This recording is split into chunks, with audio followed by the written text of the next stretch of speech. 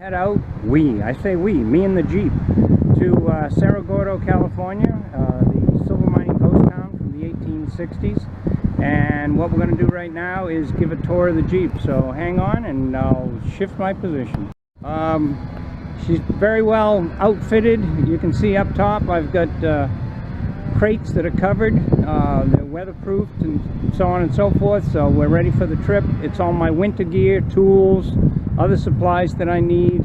All of my clothing, food, and everything else is inside, but we'll get to that in a minute. You can see I had a tire cover made for Cerro Gordo just to raise the name and raise awareness on the way out. This is a 2012 Jeep Wrangler Sport Unlimited. I got a good deal. Just put new tires on her, so they're mud and off-road tires, very good tires. The video froze there for a minute. So now we're just moving around the Jeep, and as you'll see up on the top, there are many lights. Where I'm going is 30 miles from the nearest actual town. There's a small town at the base of the mountain called Keeler with about 40 or 50 citizens, but you're not going to find street lights or anything else there. So it's 30 miles to Lone Pine, California, which is where there's one grocery store, a mom and pop, one hardware store, one gas station. There's just about one of everything, and that is it. So I have LED lights on the front bumper. They're up on the hood. There are two spots on either side of the windshield. There's a large light bar up top, and above that there are two spots that are shining off to the sides.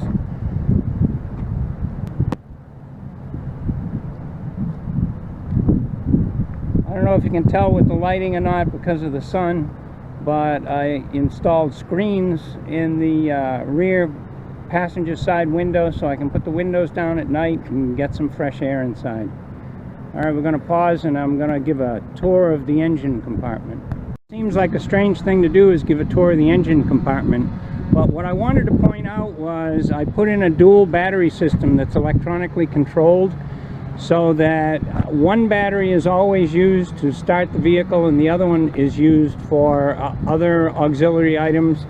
In addition to that, I've added a 200 amp hour battery, a lithium battery, behind the driver's seat down at the floor level, and I put in a 2000 watt 120 volt inverter system so that I can have electricity on board. Right now I'm running a refrigerator, and at night I'll be running electric heat, and I'll be able to put on lights and so on and so forth in the Jeep itself.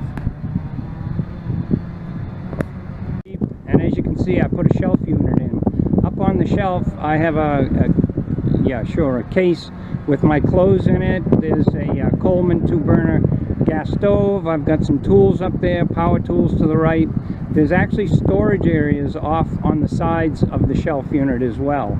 And down below I have my full-size toolbox, and behind it a step stool to get everything down from the roof when I get to Cerro Gordo. On the right hand side, I don't know if you can make it out, but that's where I'll be sleeping at night. Believe it or not, there's over 6 feet of space there, and there's plenty of room for me to move around and get comfortable. The other advantage of this setup is, and I'm going to walk around at this point to the side door, the shelf unit does not go all the way to the back of the front seats. The shelf unit only comes up part way, so I can actually sit up back here, and you'll notice directly across from us that black cabinet, if you will, is the refrigerator freezer unit. It's a 54 or 56 quart unit, and runs on 12 volts or 110 volts. So, and the disc type of device that you see on the left side on top of the toolbox is actually a heat unit. She uses about 50 watts of power, and that's it, and it will heat up the entire Jeep. I've done it on a number of nights, and it's worked out very well. Up above you can see my walking stick is up there. I also have a set of LED fluorescent lights. They're actually not for in the Jeep. It's for when I'm out there in Cerro Gordo if we need light at night that will be very bright, other than me using all the lighting from the Jeep itself. So I've still got plenty of room up front. I can carry a passenger, believe it or not. The one seat over here, you can see I've got it tied up So it's just a matter of when I get there and unload everything, I can fold that seat back down, bolt it to the floor, lift up the seat on this side, and there's plenty of room for 5 people once again, because most of what's in here is going to be coming out, and we'll be using the tools and so on and so forth. So very excited, looking forward to this trip. It should be a fun time. My first stop is going to be in Pensacola, Florida, and that's about 8 hours away.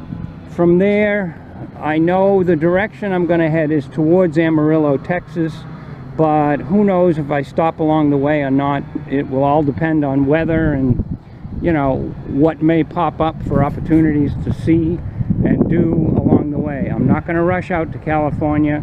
There's a lot of work to be done out there, but I'm going to have plenty of time. I volunteered for 6 to 8 months out there, and who knows, could be less, could be more. But I hope you come along for the adventure. It should be a lot of fun. Thanks.